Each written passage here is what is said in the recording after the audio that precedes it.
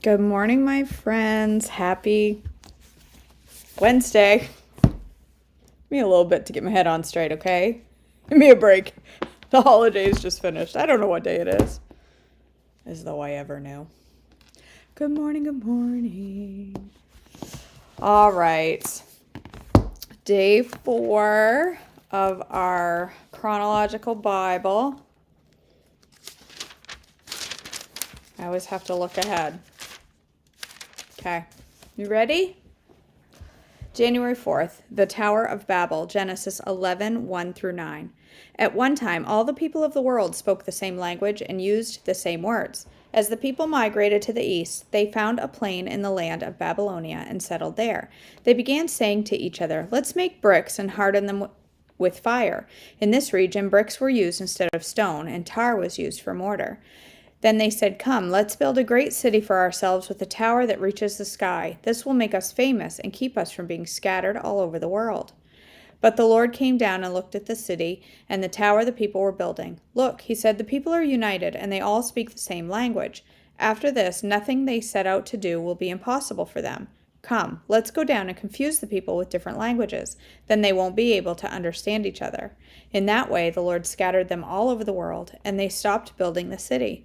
That is why the city is called Babel, because that is where the Lord confused the people with different languages. In this way, he scattered them all over the world. From Shem to Abram, Genesis 11, 10 through 26. This is the account of Shem's family. 2 years after the great flood, when Shem was 100 years old, he became the father of Arphaxad.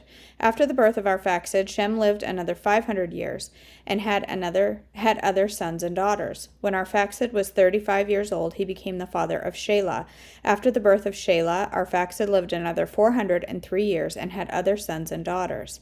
When Shelah was 30 years old, he became the father of Eber. After the birth of Eber, Shelah lived another 403 years and had other sons and daughters. When Eber was 34 years old, he became the father of Peleg. After the birth of Peleg, Eber lived another 430 years and had other sons and daughters. When Peleg was 30 years old, he became the father of Reu. After the birth of Reu, Peleg lived another 209 years and had other sons and daughters. When Reu was 32 years old, he became the father of Serug. After the birth of Serug, Reu lived another 207 years and had other sons and daughters. Sorry, I lost my place. When Serug was 30 years old, he became the father of Nahor.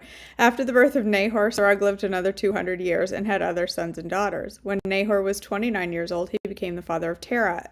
After the birth of Terah, Nahor lived another 119 years and had other sons and daughters. After Terah was 70 years old, he became the father of Abram, Nahor, and Haran. 1 Chronicles 1, 24 through 27. So this is the family line descended from Shem: Arphaxad, Shelah, Eber, Peleg, Reu, Serug, Nahor, Terah, and Abram, later known as Abraham. The family of Terah, Genesis 11, 27 through 31, around 2166 or 2000 BC. There's a note that says, beginning with the history of Terah's family, 2 dates are given: a traditional earlier date and an alternative later date. All dates are approximate. This is the account of Terah's family. Terah was the father of Abram, Nahor, and Haran was the father of Lot. But Haran died in Ur of the Chaldeans and the land of his birth, while his father Terah was still living. Meanwhile, Abram and Nahor both married. The name of Abram's wife Sarai, and the name of Nahor's wife was Milcah. Milcah and her sister Iscah were daughters of Nahor's brother Haran. But Sarai was unable to become pregnant and had no children. One day Terah took his son Abram, his daughter-in-law Sarai, his son Abram's wife, and his grandson Lot, and his son Haran's child, and moved away from Ur of the Chaldeans. He was headed for the land of Canaan, but they stopped at Haran and settled there. The call of Abram, Genesis 12, 1 through 9, 2091 or 1925 BC. Some years later, when Abram was grown and married and still living with his father Haran, the Lord called Abram to go to a new land. The Lord had said to Abram, "Leave your native country, your relatives, and your father's family, and go to the land that I will show you. I will make you into a great nation. I will bless you and make you famous, and you will be a blessing to others. I will bless those who bless you and curse those who treat you with contempt. All the families on earth will be blessed through you." So Abram departed as the Lord had instructed, and Lot went with him. Abram was 75 years old when he left Haran. He took his wife Sarai, his nephew Lot, and all of his wealth, his livestock, and all the people he had taken into the household at Haran, and headed for the land of Canaan. When they arrived in Canaan, Abram traveled through the land as far as Shechem. There he set up camp beside the oak of Moreh. At that time, the area was inhabited by Canaanites. Then the Lord appeared to Abram and said, "I will give this land to your descendants." And Abram built an altar there and dedicated it to the Lord who had appeared to him. After that, Abram traveled south to set up camp in the hill country, with Bethel to the west and Ai to the east. There he built another altar and dedicated it to the Lord, and he worshipped the Lord. Then Abram continued traveling south by stages toward the Negev. Abram and Sarai in Egypt. Genesis 12:10-20. At that time, a severe famine struck the land of Canaan, forcing Abram to go down to Egypt, where he lived as a foreigner. As he was approaching the border of Egypt, Abram said to his wife Sarai, "Look, you are a very beautiful woman. When the Egyptians see you, they will say, 'This is his wife. Let's kill him. Then we can have her. So please tell them you are my sister. Then they will spare my life and treat me well because of their interest in you.'" Has anybody ever wondered? It must be like a cultural thing. Like, why was he worried that they'd kill him and take her because she was his wife, but not his sister? Like, what was the difference there? I've always wondered that.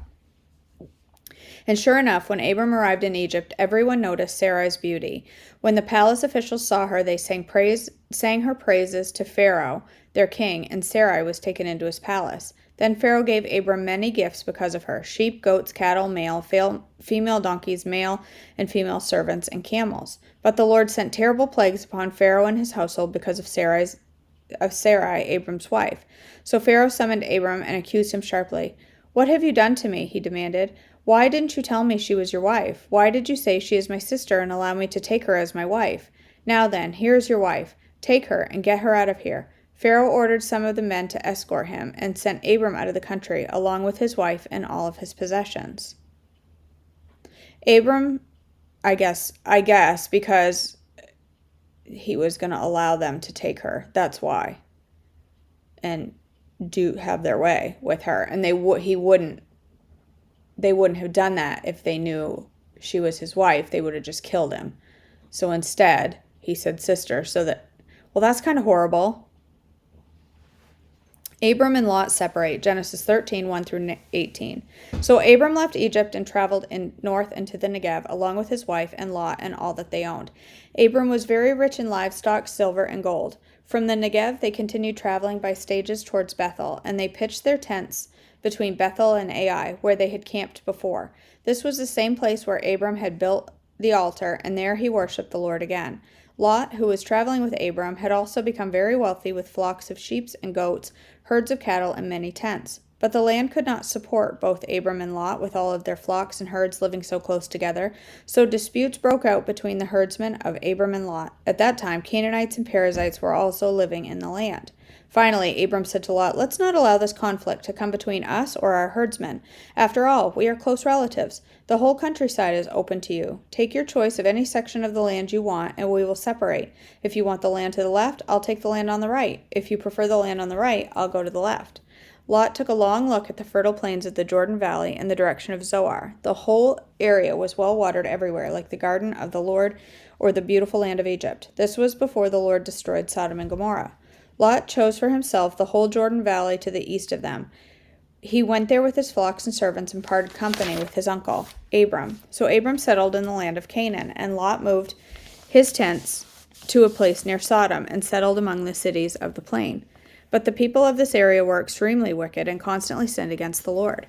After Lot had gone, The Lord said to Abram, "Look as far as you can see in every direction, north and south, east and west. I am giving you all this land, as far as you can see, to you and your descendants as a permanent possession. And I will give you so many descendants that, like the dust of the earth, they cannot be counted. Go and walk through the land in every direction, for I am giving it to you." So Abram moved his camp to Hebron and settled near the oak grove belonging to Mamre. There he built another altar to the Lord. Abram rescues Lot, Genesis 14, 1 through 16. About this time, war broke out in the region. King Amraphel of Babylonia, King Arioch of Elasar, King Kedorlaomer of Elam, and King Tidal of Goam fought against King Bera of Sodom, King Bersha of Gomorrah, King Shinab of Admah, King Shemeber of Zeboam, and the king of Bela, also called Zoar. The second group of kings joined forces in the Siddim Valley, that is, the Valley of the Dead Sea. For 12 years they had been subject to King Kedorlaomer, but in the 13th year they rebelled against him. 1 year later,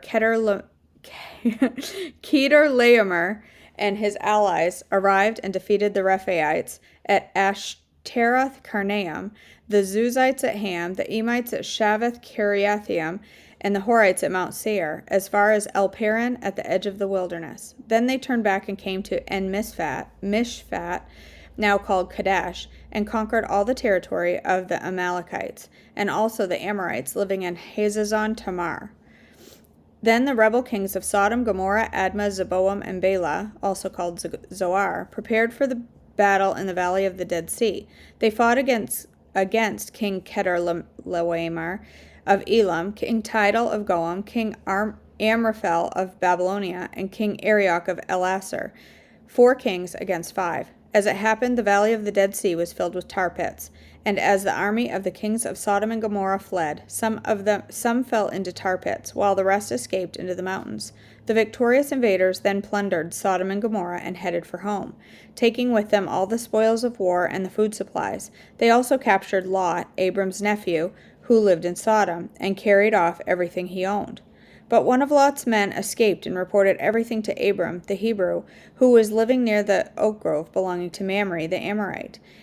Mamre and his relatives, Eshcol and Aner, were Abram's allies. When Abram heard that his nephew Lot had been captured, he mobilized the 318 trained men who had been born into his household. Then he pursued Kedorlaomer's army until he caught up with them at Dan.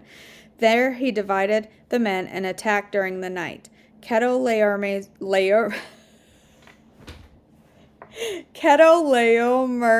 army fled, but Abram chased them as far as Hobah, north of Damascus. Abram recovered all the goods that had been taken, and he brought back his nephew Lot with his possessions and all the women and other captives.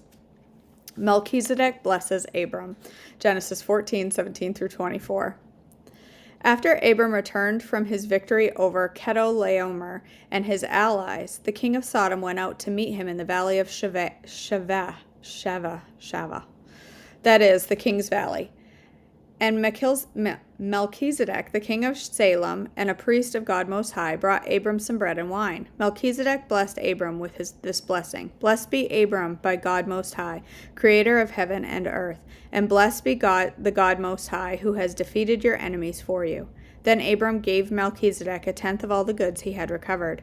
The king of Sodom said to Abraham, "Give back my people who were captured, but you may keep for yourselves all the goods you have recovered."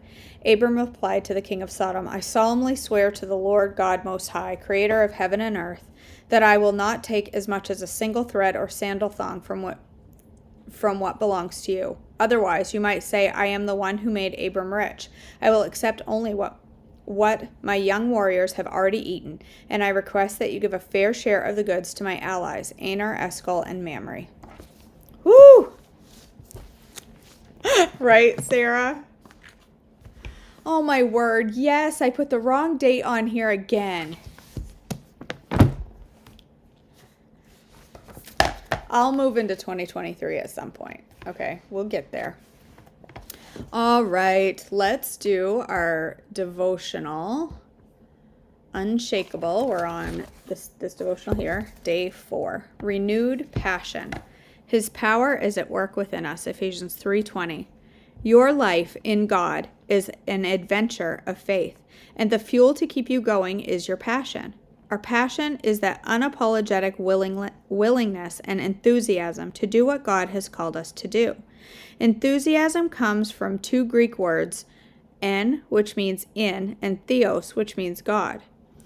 So if you are in God, you have enthusiasm. When you live from a place of passion, you take performing your work and living your life from a place of have to a place of get to.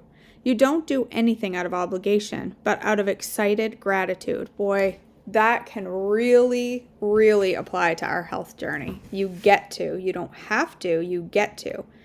It's not out of a place of obligation, but out of excited gratitude for the bodies we've been given, for the, we want to honor the body God gave us. Passion will enable you to do what you never thought you could. Passion will enable you to keep going when you want to give up.